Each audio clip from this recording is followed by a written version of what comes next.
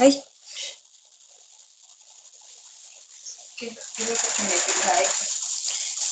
Buenos días, Donaldo.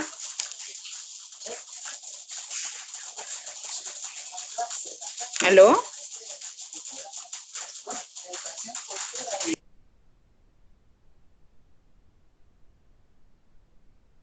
Vamos a darle chance a Indira para que se conecte. Hola, se escucha muy bajo, la verdad. ¿Se escucha muy bajo? Sí, así es, doctora. Okay. Voy a darle chance de todas maneras a que se conecte Indira. Ok, está bien. Uh-huh.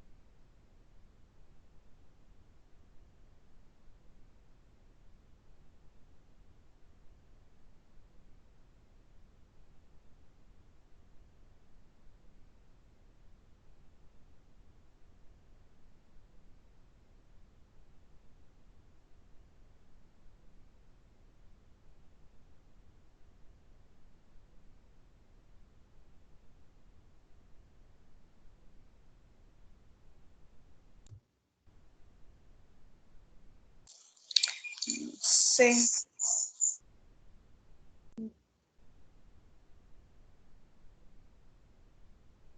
Voy a comenzar solamente con usted, don Donami.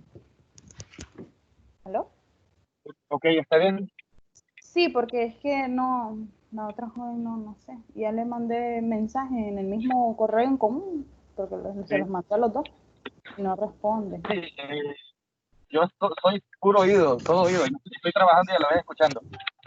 Okay.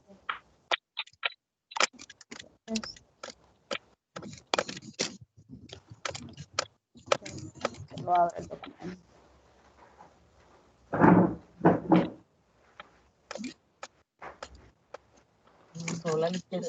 Ok, está bien.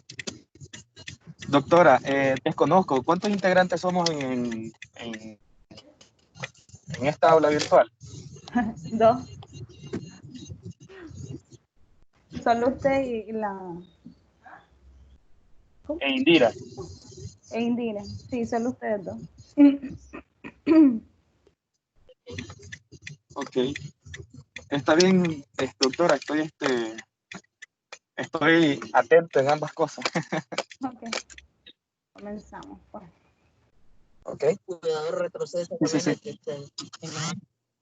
Hoy nos toca abordar lo que es la historia de la salud pública. Entonces sabemos de que Historia de la salud pública, ok. que desde los orígenes el ser humano ha buscado de distintas maneras explicarse la realidad en la que nosotros vivimos, cuáles son los elementos trascendentes dentro de nuestra existencia. Son las preguntas que siempre están en nuestro ser, nuestras preguntas existenciales, que entra en juego ahí lo que es la vida, la muerte y sobre todo la enfermedad. Sí. Ustedes saben que cada una de las civilizaciones se fueron enfocando en buscar esa respuesta y en base a eso se fueron desarrollando diferentes prácticas médicas basadas siempre en el empirismo porque solamente se hacían las cosas porque en fin, porque creaban un resultado, que eso era lo que siempre se esperaba. Cómo se miraba, de que de cierta manera apoyaba en la resolución del problema, entonces se fue de manera sistematizada realizando diferentes acciones en búsqueda siempre de que prevaleciera la salud. Entonces, ¿qué fue lo primero que antecedió a lo que nosotros conocemos como la medicina contemporánea?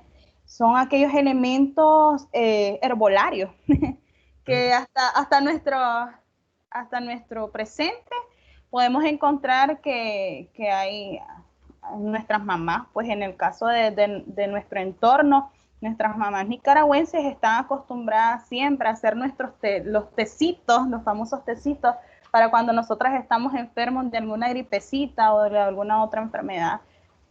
En el caso de la manzanilla, que es uno de los que se utilizan más frecuentemente, cuando hay dolorcito en el cuerpo, se ocupa como antiinflamatorio. Son comportamientos que se han quedado arraigados dentro de nosotros y que a pesar de que hemos tenido mucho desarrollo de la tecnología y de lo demás, de las industrias farmacéuticas, siempre han persistido con nosotros. Entonces, la percepción inicial de la medicina estuvo relacionado dentro de lo mágico religioso. Siempre se creía de que los dioses eran los que nos daban la salud y que si nosotros estábamos en contra de lo que los dioses nos pedían, entonces se producía la enfermedad. Okay.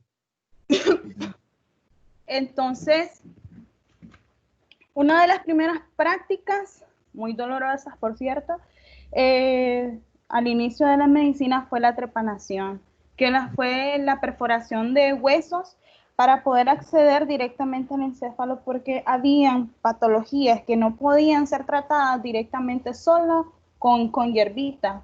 En el caso del cerebro, que es algo que para nosotros los médicos y que para los científicos siempre ha sido un paradigma y siempre buscamos un conocimiento más profundo con respecto al comportamiento del cerebro del ser humano y qué es lo que produce la enfermedad.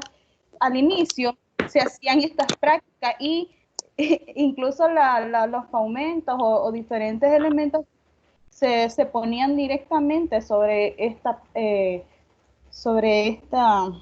perforaciones. Entonces, al enfermo, no sé si usted recuerda si es religioso. Primeramente queda preguntarle si usted es bastante religioso. La verdad no, pero leo mucho. Lee mucho sobre la Biblia. Leo bastante, la verdad. De hecho, estudié la Biblia 10 años en el colegio, pero realmente no soy religioso. Ajá. La Biblia Entonces, cristiana, sí, sí, la doctora. estuvo tuvo clases de religión. Sí, sí.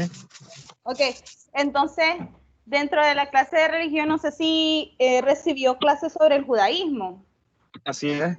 Ajá, entonces, ellos tenían un concepto con respecto a la enfermedad y a todos los enfermos los catalogaban como impuros.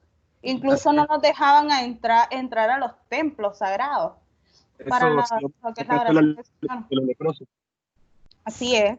También hacían lo que es la práctica de la cuarentena en el caso de los leprosos, porque lo hacían a manera de rechazo porque se consideraban impuros, pero en realidad también tiene un impacto con respecto a la propagación de dicha enfermedad, que ya después con el tiempo se fue estudiando. Sí.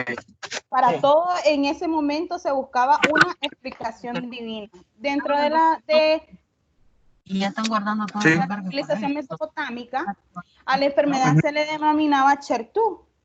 Entonces, sí, entonces a cualquier dios podía provocar la enfermedad. A eso se arraigaba ese término, porque había una intervención directa divina. Oh, que va a salir más caro. Se creían en la cuestión de los encantamientos realizados por hechiceros y siempre se utilizaban los que son el arsenal herbolario, que para esto sí tenemos lo que es los que son las tablillas y ahí están detalladas cada una de las recetas, en este caso las recetas que se utilizaban en ese momento. Para no mencionar tantas cosas. En el antiguo Egipto, Sí. ahí se profundizó bastante en lo que son los conocimientos de anatomía. A la salud pública ya se definió lo que es el diagnóstico clínico, la secuencia para poder lograr identificarlos. También ya con esto ya se comenzó a catalogar de manera categórica cuál era el estatus de cada uno de los que trataban la salud. Okay. Ellos eran expertos con respecto a las disecciones y ese es el gran avance que nosotros tuvimos con ellos, conociendo principalmente los que son el corazón, aparato circulatorio. Sí. Y esto lo podemos encontrar en el Tratado del Secreto del Médico, conocimiento del corazón. Dentro de la Estuve leyendo incluso de que, disculpe doctora, estuve leyendo incluso de que tenían conexiones conocimiento acerca de funcionamiento motor y tenían hasta uso de prótesis. Sí, sí. Ellos fueron uno de los que implementaron de manera inicial, pero de manera rústica también, lo que es la utilización de las prótesis. De hecho, es una de las civilizaciones más importantes y más curiosas. Cuando uno se pone a estudiar lo que es el Antiguo Egipto, uno se da cuenta de que ellos tenían bastante conocimientos técnicos con respecto a la funcionalidad de nuestro cuerpo y que ellos implementaban ese conocimiento para poder dar respuesta a las demandas que se daban en ese momento. Y lo bonito es que a pesar de que no tenían muchas herramientas a mano, pareciera como que tuvieran un nexo con Parecía que nuestro las tenían presente, realmente. con nuestro presente, porque son técnicas que actualmente han prevalecido también para lo de los tratamientos ortopédicos y también con respecto a los tratamientos quirúrgicos, que es donde han hecho bastante aporte en sus tratados. Dentro de la medicina hebrea, que también tiene bastante nexo con la judía, podemos encontrar igual lo de la utilización de las cuarentenas. En el Antiguo Testamento vamos a encontrar diferentes momentos en los que se detalla lo de la supresión de las epidemias, utilizando lo que ya les decía, que era lo de las cuarentenas, algunas profilaxis que se utilizaban en ese momento. Lo de la prostitución se habla bastante, no, como un pecado, y que consecuente a ese acto se producían diferentes enfermedades venéreas. Sí. De hecho, por eso a las mujeres se las trataba de impuras, a las que utilizaban ese comportamiento. Con eso, pues, también se evidencia del comportamiento patriarcal que se tenía en ese momento también, con respecto a la sexualidad. Con respecto a Grecia, ya tenemos aquí al famoso dios de la medicina griega, que es Asclepio. Disculpe, ¿cómo se llama? Asclepio. Asclesio, ok.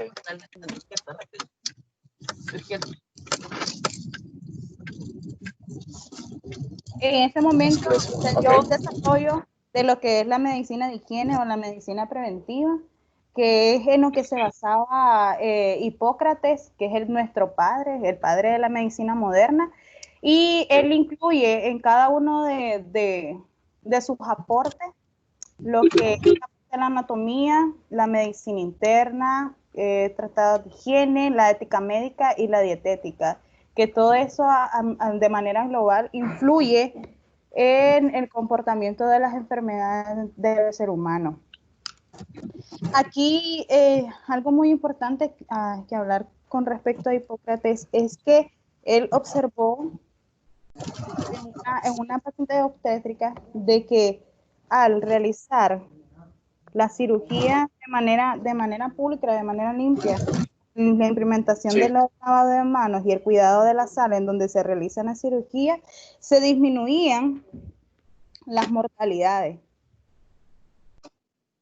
Es de ahí la importancia del padre de la medicina.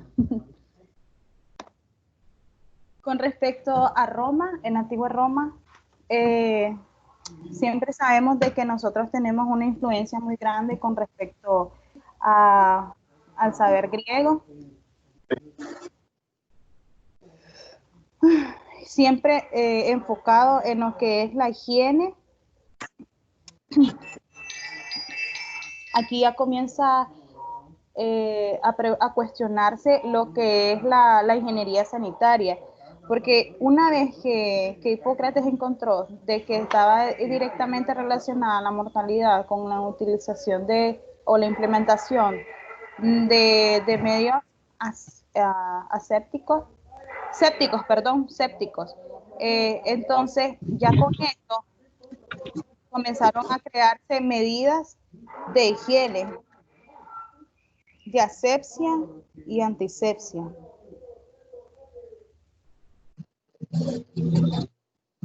Luego la antigua Roma lo fue implementando de manera progresiva, afirmando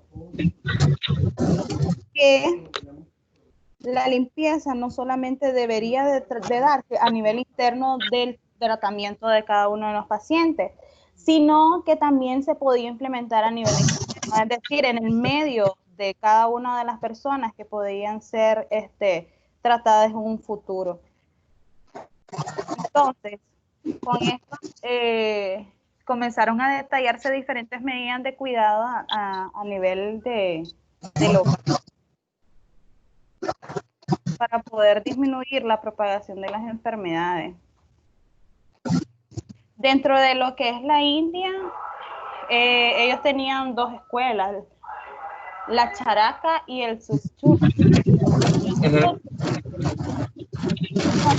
Charaka, ni la salud ni la enfermedad están predeterminadas. Y se creía que todo cuanto existía estaba solo hecho de los 5 elementos, que era tierra, agua, fuego, aire y el éter. Creían también que el cuerpo estaba formado por la combinación de los 3 humores, el tridocha. Dentro de la China, en el año 1924, fue creado el Gran Servicio Médico, en donde se organizaban los estudios y las investigaciones médicas. Entonces se llegó a lo que es la descripción precisa de la multitud de muchas enfermedades, tanto infecciosas como carenciales. Dentro de esto se origina lo que es la medicina, que fundamentalmente el taoísta da a entender que la medicina y el cuerpo humano están muy relacionados y que se basa siempre en la disciplina, y aquí comienza a implementarse también lo que es la acupuntura progresivamente. Dentro de la medicina árabe se originó lo que es la Academia Hipocrática de Gundi Shapur, en donde los nestorianos, los cristianos herejes exiliados, se empleaban en la tarea de traducir las principales obras clásicas realizadas en griego al árabe.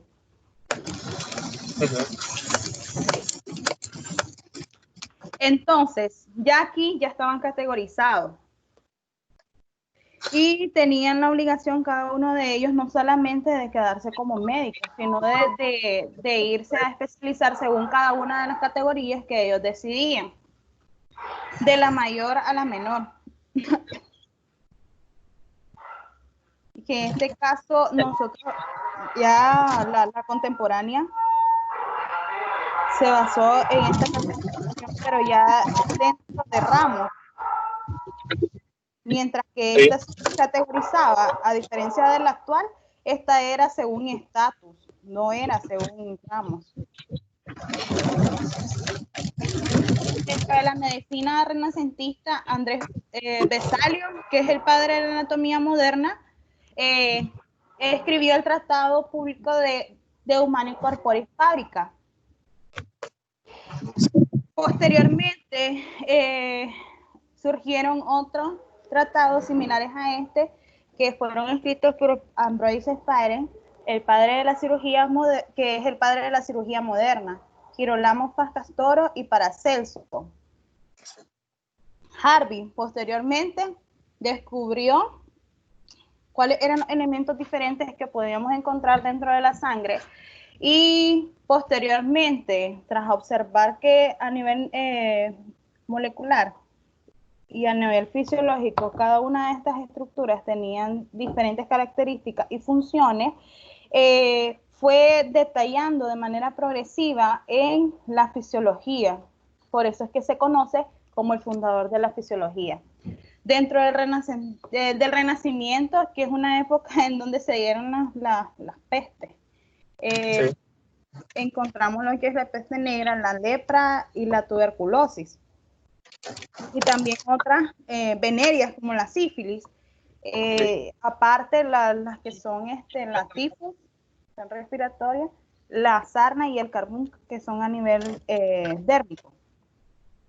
Entonces, con esto, fue el periodo de observación y se describieron cada una de las patologías de ese periodo, y también se buscaba en la razón.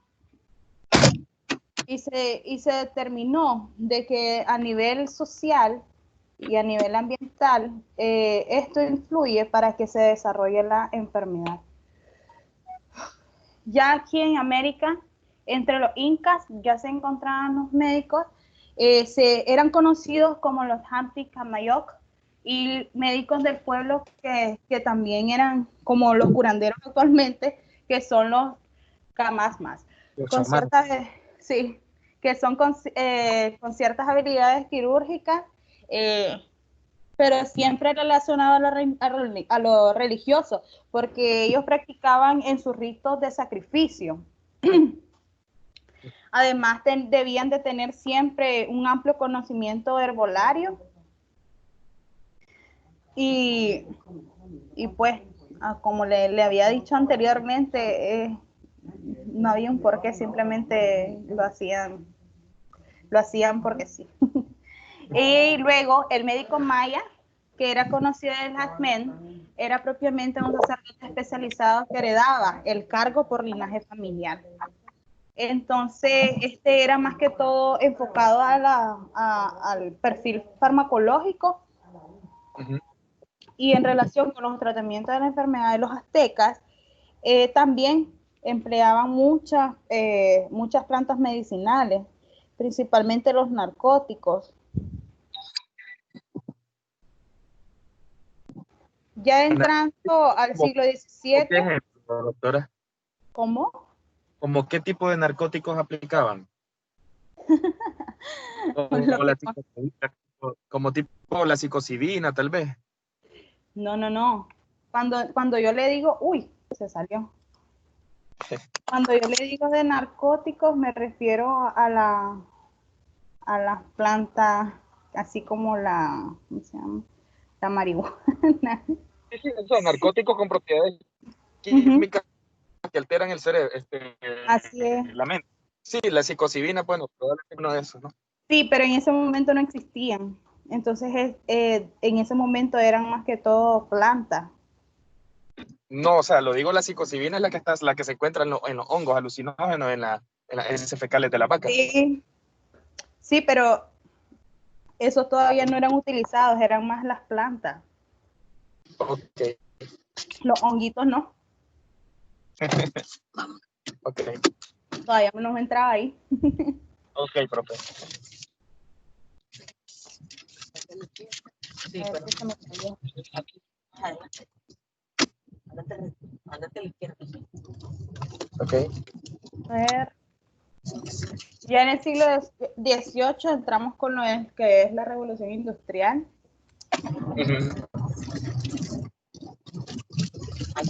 Entonces aquí ya entra no solamente el analizar de que si nosotros nos exponemos a un medio, estamos propensos a desarrollar una enfermedad específica, sino también se relacionó de que el nivel psicosocial influye en el desarrollo de la enfermedad. Aquí, ¿dónde está el rótulo? En este momento hubo un brote de viruela también. Y con ello se dio el avance de la producción de las vacunas. Abrir el maletero. Que este cáncer que lo destruyó fue Benjamin Waterhouse, que primeramente la introdujo en Norteamérica y luego se distribuyó a nivel mundial. En el siglo XIX ya comienza lo que es la asepsia, la anestesia y los grandes avances quirúrgicos. En 1848, Claude Bernard, el gran fisiólogo y fundador de la medicina experimental, dio sus grandes aportes con respecto a lo que pasa a nivel interno con respecto al proceso de enfermedad, y Pedro Bretonneau descubrió lo que es la propagación de la enfermedad tifoidea. Rudolf Virchow es uno de los grandes ponentes de lo que es la salud pública, porque él fue el que desarrolló las disciplinas de higiene y medicina social. Entonces, en sus conocimientos es que nosotros nos basamos para implementar lo que es la medicina preventiva.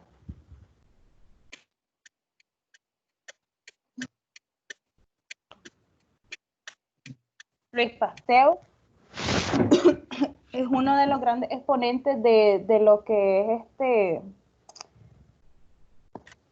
lo que son las vacunas. Él, de hecho, espérame, aquí lo tengo. Ay, me está llamando la... Permítame.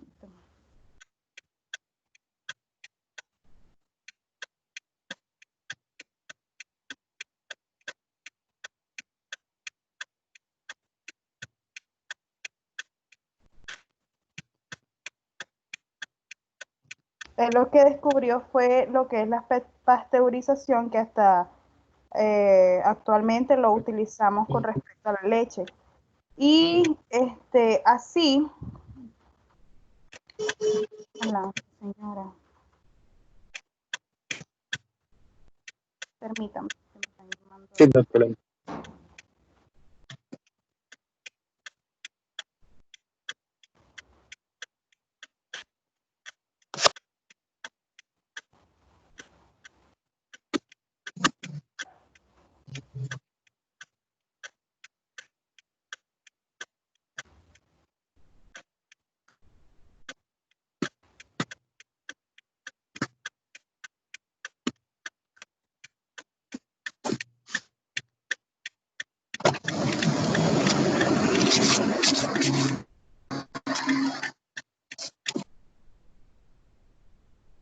Ya no tenemos. Sí.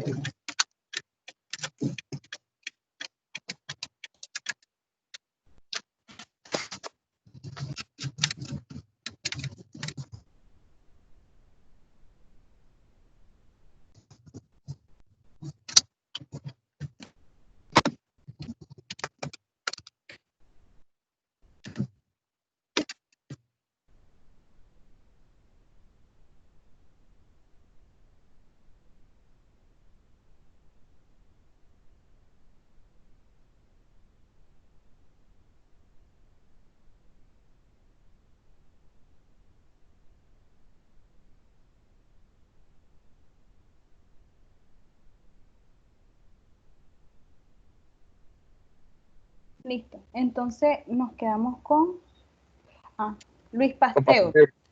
Sí, entonces es el que implementó lo que es el proceso de la pasteurización, que nosotros lo utilizamos actualmente y lo podemos ver a diario cuando nosotros compramos lo que es una lechita de bolsa. Sí. Entonces todas esas traen el proceso de pasteurización, que lo que es básicamente aumentar las temperaturas a más de 40 grados centígrados para que los microorganismos a nivel interno de la leche sean eliminados. Él hizo un experimento en el cual tomaba elementos serosos de las lesiones cutáneas de una vaquita que tenía, en ese momento había lo que es la fiebre amarilla o la fiebre tifoidea. Entonces, esa enfermedad se caracteriza por erupciones cutáneas maculopapulosas amarillentas. Entonces, él lo que hizo fue introducir esos elementos que estaban contenidos en esa pápula y ponerlos a altos grados de temperatura. Y ahí fue que observó que se eliminaban al menos el 80% de los microorganismos que estaban dentro de...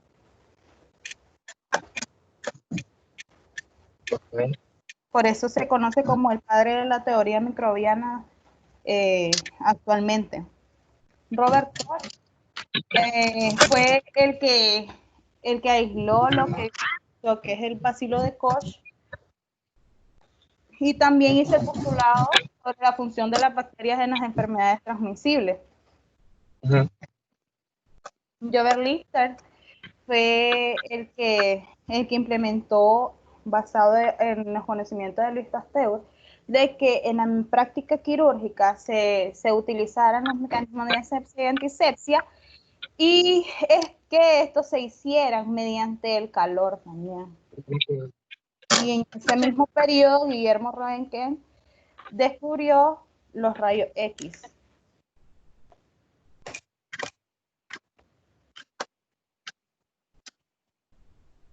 Entonces, los avances en el conocimiento de los diferentes órganos y tejidos se multiplican durante todo este ciclo. Posteriormente, ya en el siglo XX, se desarrollan tres concepciones o paradigmas médicos. El anatomoclínico, que es el origen que afirma que el origen de la enfermedad está en la lesión. El fisiopatológico, que busca el origen en los procesos alterados, y el etiológico o las causas externas. Entre los más destacados médicos están Sigmund Freud, que es el gran psiquiatra y el padre de la psiquiatría; Robert Koch, que fue el que descubrió el famoso bacilo del Koch, que es el de la tuberculosis; Paul Ehrlich, que es el padre de la inmunología; Herbert William Cushing, que es el padre de la neurocirugía.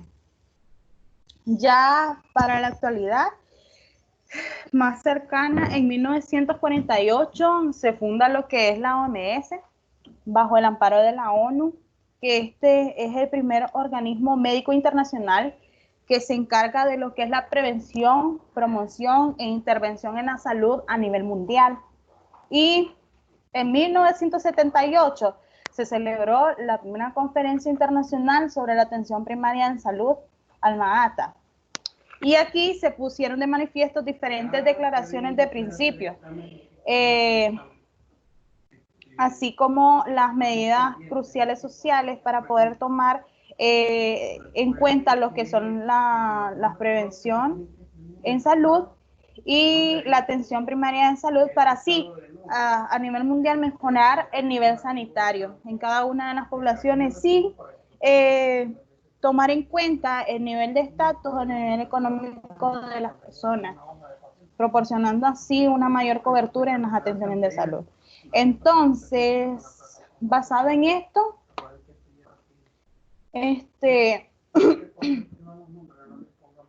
se dieron diferentes conocimientos técnicos posteriormente.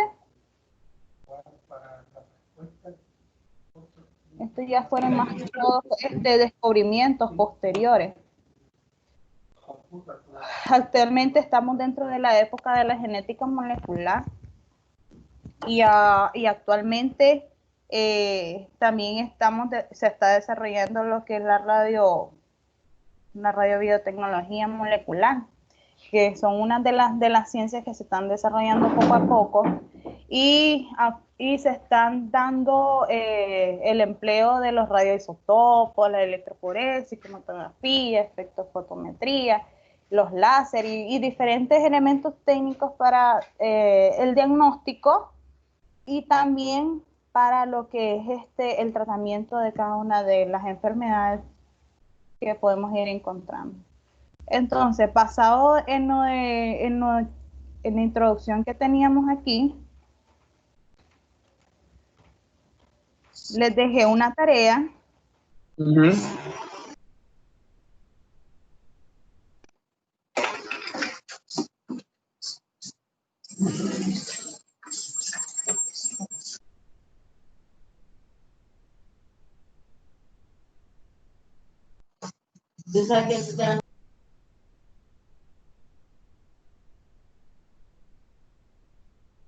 Doctora, leí al inicio de la clase, ¿verdad? Antes de que comenzara realmente, que está grabando, ¿es correcto?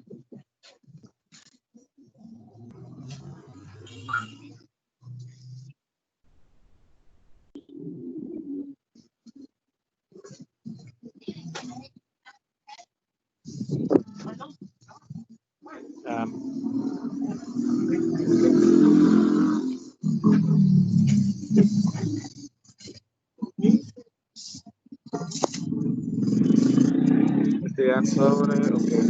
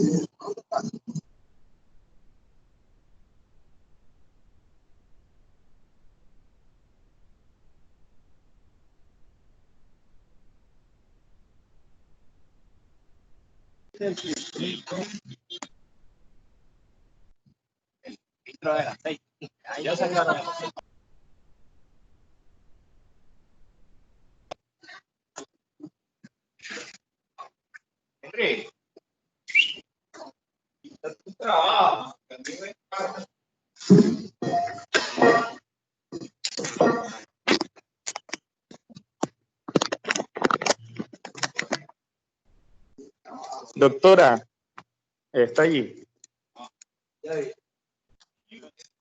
Doctora Jade. Aló, aló. Mire, esta tarea que está dejando aquí ahorita, bueno, no me he fijado, creo que ingresé ayer al aula virtual. ¿Qué fecha límite tiene? Permítanme. Dentro de la presentación dice que es hasta el 1 de agosto. Lo que pasa es que tenía apagado el micrófono. Yo estaba afanada hablando. Sí. Una consulta más. ¿Está grabando el aula virtual, la clase? Así es. ¿Será que me pueda dar también, bueno, no sé si eso se descarga o simplemente es en línea o medio de esta aplicación, para que, por si me lo puede pasar también, porque yo la estaba escuchando, pero usted sabe, no estaba muy concentrado totalmente, pues obviamente me interesa aprender y salir bien en clase, ¿no? De todas maneras va a quedar dentro de la plataforma. Ahorita no habían subido la clase ni tampoco había subido nada, solamente el enlace para que ustedes se quedaran conmigo para recibir la clase, con la idea después de grabarla y después subírselas en la plataforma. Ok, está bien. Y ahí tiene la facilidad de descargarlo. Si usted quiere descargarlo, usted lo puede descargar. Ok, perfecto. Primera fecha límite el sábado 1 de agosto. Ok. Sí, Investigar sobre la siguiente organización de relación salud pública con fecha de fundación de las organizaciones. ¿Cómo es esto? Sobre las funciones que tienen las siguientes organizaciones en relación a la salud pública con fecha de fundación de las organizaciones. ¿Quiere la fecha de organización de cada una? Ok. La fecha de fundación de cada una y al menos 2 aportes en salud, además de las funciones. Okay. Así como le había dejado lo de la OMS aquí. Similar. De hecho, este es un adelanto. Este es un adelanto, de hecho. Porque aquí tienen la fecha de fundación de la OMS. ¿Cuál era la función? Aquí está. La función es algo similar a esto. Por eso se lo puse aquí. Y al menos 2 de los aportes en salud. En este caso, aquí dice implementar medidas sociales y de atención primaria en salud y declaración de principios en salud. Algo similar a esto lo van a entregar. Ok, tiene que ser en presentación, ¿verdad? Así es, para que se le haga más fácil subirlo a la plataforma. ¿Lo quiere con video explicativo o algo? Sí. ¿O simplemente la presentación? Aquí dice Expo-Video. Usted lo va a entregar en PowerPoint y a la misma vez va a ser un video. Son 2 entregas. Como no me miro, pues no ando mis anteojos. Entonces. Le voy a poner más grande. Son 2 entregas, ¿sí? Sí, ya. Le di el zoom, ya. Ok, OMS, FAO, UNICEF, ONU, UNODC, PNUMA, ONU-SIDA, Interpol. No es lo mismo que la famosa Interpol que nosotros conocemos, ¿verdad? ¿Cómo no? Es la misma. Es esta misma. Ok. Es la misma. Que es el Centro de Vigilancia Internacional, algo así. Sí. Ok, está bien. Que todas son organizaciones de la ONU. Bueno, sistemas de seguridad, de vigilancia más que todo, creo. Sí, pero está vinculado siempre a la ONU. Sí. ¿Qué más hay que agregar a la clase, profesor? Doctora. Nada más, solamente. Nada más. Vamos ya. Ok. ¿En qué momento va a estar disponible la explicación? Imagínense, hasta ahorita que estoy desocupado se acaba la clase. Sí. ¿En qué momento? Ahorita me faltan todavía dar unas clases, entonces, Sí. si no está al finalizar la tarde, entonces mañana en la mañana. Mañana en la mañana. Ok, está bien. Doctora, una consulta más. Dígame. En el caso de salud pública, ¿se puede aplicar algún tipo de medida para lo que es algo como la toxoplasmosis o enfermedades similares a ella? Sí, de hecho se sabe de que la exposición a los alimentos mal cocinados, mal preparados, pues más que todo, las carnes, principalmente las carnes y las legumbres, que son los que contienen el parásito del Toxoplasma gondii. Okay. De ahí nada más. Porque eso se llama la enfermedad del arañazo del gato. Típicas. Enfermedad del arañazo del gato, Sí. pero no, o sea, si usted me pregunta de que si es verdad de que porque me toque un gato se me va a pasar, no siempre. Depende. Si el gato estuvo expuesto a por lo menos, a un ratón que estaba infectado de la enfermedad, sí, pero no es que todos los gatos nacen y tienen la enfermedad. Ok, entonces no es algo tipo, como que todos los gatos los tienen, simplemente es una exposición directa al animal. Ajá. Así es. Okay. Bueno. Porque alguien de entonces, tu familia está enfermo. No, es que la esposa de un compañero de trabajo pues ha tratado de tener hijos con él, obviamente, y las 3 veces que lo han intentado, las 3 veces el niño se cae a los 3 meses ya de formación del feto, el feto literalmente muere, como le dicen, se cae. Pero se ha puesto en tratamiento. Supuestamente sí, y piensan hacer una especie de tratamiento, ahora que está nuevamente embarazada, piensan hacer no sé, desconozco cómo se llama el fármaco, pero es una inyección directa al ombligo de la compañera de él para inyectar directamente al feto. Desconozco cuál es el nombre del procedimiento o el nombre. Lo que se hace es disminuir la reacción de la mamá para que no rechace al bebé. Son inmunoglobulinas los que se les pone. Bilirrubina. Inmuno. Ibuno. Déjeme investigar. Inmuno. Nebulina. Inmunonebulina. Globus. Ok. Globulina. Ok. Inmunoglobulina. Globulina. Ok. Bueno, muchas gracias por la aclaración, doctora. Lo que pasa es que el cuerpo lo que hace es producir células T y para que el mismo cuerpo pueda atacar aquella enfermedad o aquel elemento extraño que está en nuestro cuerpo, y en lugar de atacar la enfermedad, lo que hace es atacar el feto, y entonces se pierde el embarazo, que es lo que le está pasando a ella. Entonces, para poder disminuir la reacción, lo que se hace es ponerle inmunoglobulina. Sí, pero para eso se tenían que hacer unos exámenes serológicos a ver si es efectivo. No. Ahí sería el médico que la está viendo. Exámenes serológicos. Ok. Gracias por la aclaración, doctora. Para que los anticuerpos no ataquen al bebé. Perfecto. Ok, vamos a hacerle ese comentario a él. Sí, ay, ojalá que pueda la pobre tenerlo, porque es triste. Sí, no le digo, han sido 3 intentos y ahorita nuevamente está embarazada y están intentando salvarla. Sí, pero lo ideal hubiera sido que después de la última pérdida ella hubiera tomado el tratamiento antibiótico, porque se da. Cuando uno no está embarazada es mejor, porque uno puede tomar lo que sea y lo ataca la enfermedad directamente, porque ahorita no podemos hacer eso. En caso del médico Sí. que la esté viendo, no se puede hacer. Solo lo que se puede hacer es disminuir la reacción de anticuerpos que tiene. Puede decirle que usted anda desvelado, porque a ver, ¿qué es lo que pasa? Me mete problemas Ok. a mí ahora. Yo Dele. Doctora, muchas gracias por todo. Dele, Y pues. gracias también por la paciencia porque también estoy laborando y a la vez en clase. Sí, tranquilo. Entiendo. Muchas gracias y buen día, buenas tardes. Buenas tardes. Que le bendiga. Bien. Igualmente.